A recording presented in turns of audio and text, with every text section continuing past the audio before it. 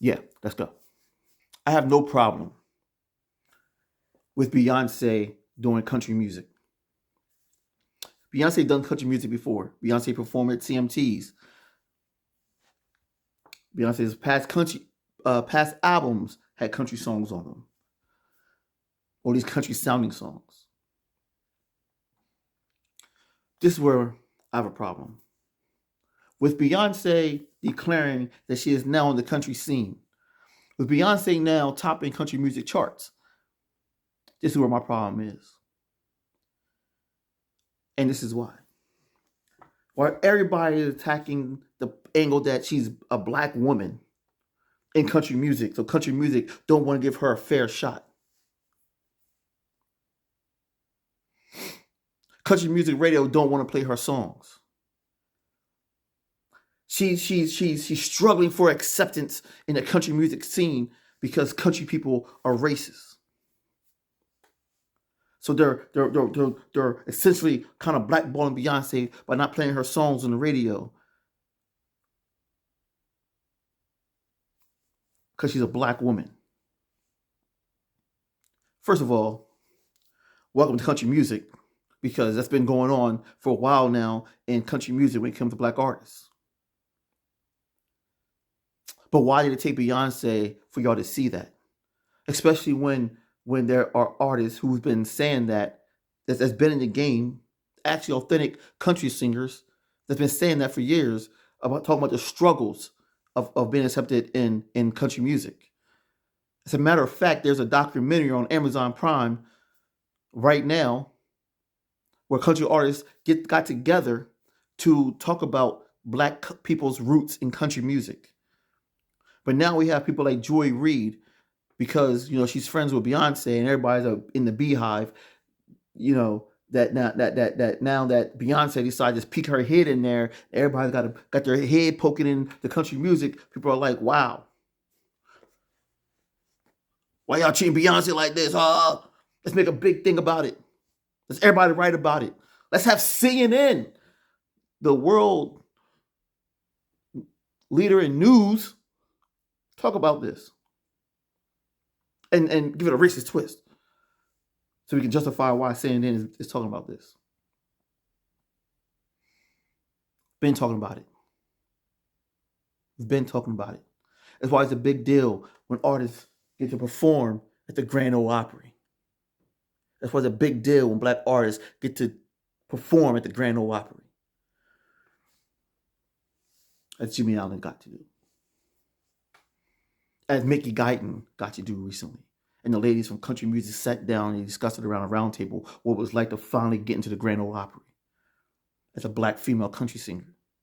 Beyonce is going to use her popularity, and not purposely. I'm not saying that she's intentionally out here trying to do this, but I do think it's a little self-serving what she's doing. I don't think it has anything at all to do with reclaiming country music back for black people. I don't think it has anything to do with that. But March 29th, when the album comes out, we'll see. And I'll talk about that a little bit later. But Beyonce is going to use her popularity to step over black country artists, specifically black country female artists, who's been doing this for the last 2 to 10 years, who are still trying to gain acceptance and popularity in country music, as evidenced by Beyonce's song is now #1 on country charts. The song been out a week and a half, y'all, and it's already #1 on country charts. There's a big riff right now that country radio won't even play Beyonce's song. Now, I know about streaming, the power of streaming and the power of views. But for this song to top the country music charts, and country radio is not even playing it, shows the power and the influence of Beyonce and her followers. She has a huge following, I'm sure. 52 billion people, let's say that. So if Beyonce puts out a country album, if Beyonce puts out a rock album, if Beyonce puts out an opera album, it's going to number one. People don't listen to opera a day in their life, but now Beyonce got number one opera album. That's what it's like. Beyonce is number one country. Her fans don't even listen to country, right? The comments, read the comment sections. Oh, I don't even listen to country, but I'm a country fan now. And they say that because of Beyonce's uh, rise to number one in the country on the country charts, that we shouldn't see this as her stepping over other black female country artists who's been doing this for past 2 to 10 years. We shouldn't see this as her stepping over them, but lifting them up. And just look at their viewerships since February, when Beyonce dropped the news that she's moving the country. Their viewerships have gone up. Ooh, look. She's having an effect on these women in a positive way. So I've heard that argument, and I went to the records and I looked them up. Now, Reyna Roberts. I've seen an article that her viewerships have went up. Her streams have went up. 32,000 more streams this month in the month of February than the previous month. 32,000 more streams. I'm Reyna Roberts. I'm sitting at home, and I've noticed that my streams have gone up 32,000 this month. Beyonce's sitting at number one in the country charts.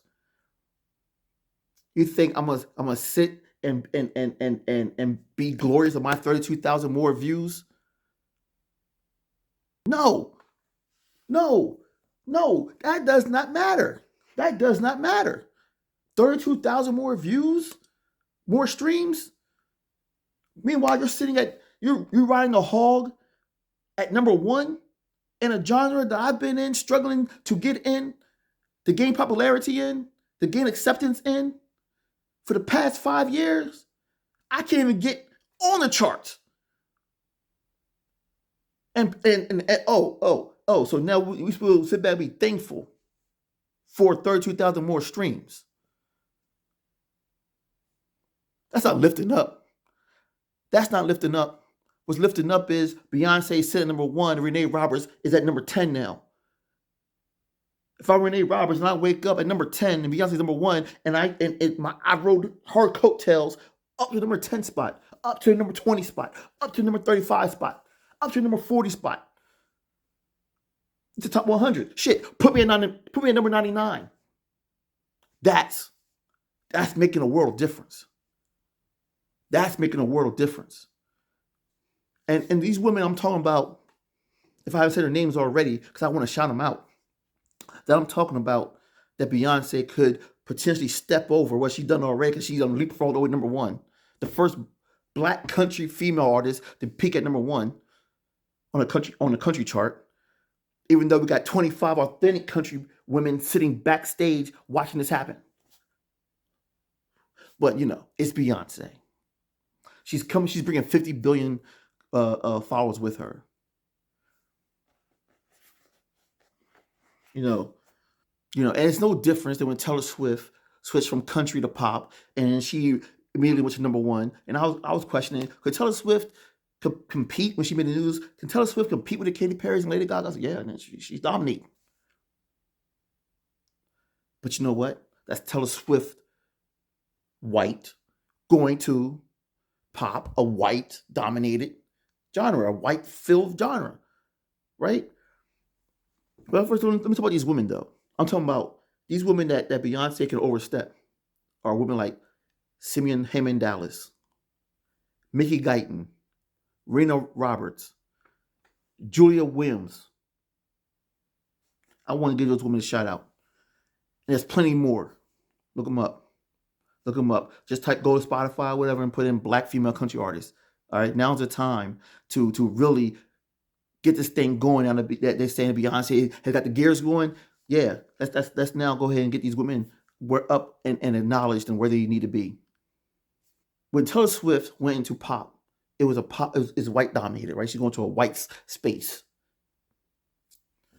People say, well, Jelly Roll came from hip hop. So why are people figuring out about Jelly Roll going from hip hop to country? Well, Jelly Roll, first of all, is white, and he's going to a white space. And secondly, he's best friends with Struggle Jennings. Struggle Jennings, the grandson of Waylon Jennings. There's some roots there. Beyonce is like Eminem or a white rapper going into a black space, right? When you are Tiger Woods, black Tiger Woods, going into a white space, like golf. When you go into a white space, you automatically just go in there and just plop right in. And if your stuff is good enough, it'll do what it does. But as someone who's invading a space, you got to prove yourself. Beyonce comes in, she didn't prove anything other than she's Beyonce and the power that popularity can do. The songs didn't naturally manifest of number one. It didn't like it was dropped and, it gathered attention and it played well and people responded to it well. No, Beyonce did it, boom, number one. Meanwhile, Julia Williams is like, yo, this Southern Curls song though. Reyna Roberts, Stomping Grounds though. And not only that, but this Beyonce song is so generic, right? It's a hoedown song. It's a hoedown song. And people are like, oh, this one's different. What's different than what Blanco Brown did on the Get Down? So if this movement, so I hear that the Renaissance movement is really about Beyonce reclaiming music for black people. That she's gonna go from hip hop to the techno, and then the next move is country music, reclaiming it all for black people, and the next thing is suspected that she's going to drop a rock album, and the whole thing is about going to each genre, show my range, and reclaiming everything for black people, the black music. Okay, we'll see March 29th. I mean, I expect the album is done and complete, so it's not like, they can go back and change anything right now. So let's see on March 29th how many black country artists is on this album. I want to see songs featuring Mickey Guyton, songs featuring Tanner Adele, songs featuring Reyna Roberts, Reyna Roberts and Beyonce collaboration. And Chapel Hart, I think a Chapel Hart collaboration with Beyonce's voice and the way Chapel Hart sings, I think that would be dynamic. I want to see the album like that. If that March 29th album looks like that, I'm going to applaud Beyonce. I'd probably buy the album myself. It'd be definitely number one on my playlist if the album looks like that. Oh, these people?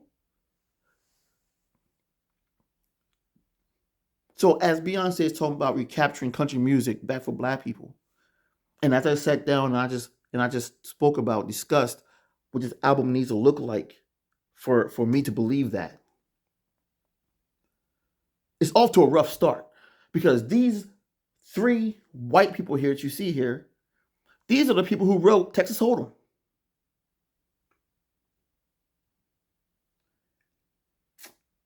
These three white people are from Canada.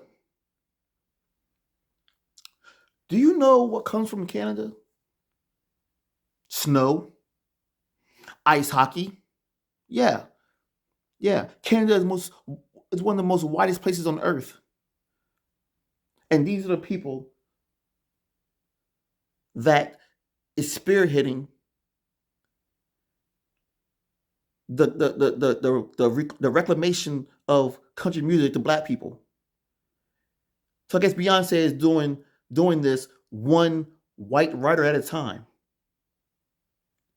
Because you can't tell me that Beyonce couldn't find three black country artists that she could collaborate with on this song. Blanco Brown, can't remember his first name, Brown, Get Up, did a song similar to this. We couldn't find three black country artists to collab on that song, to co-write that song. Heck, I got two right here on my wall. And let's see if one of these two or two of these two or any of the people I've named previously ends up on the album. March 29th. I'll be checking for it. Let's see if she really did this for the culture or did this for Beyonce.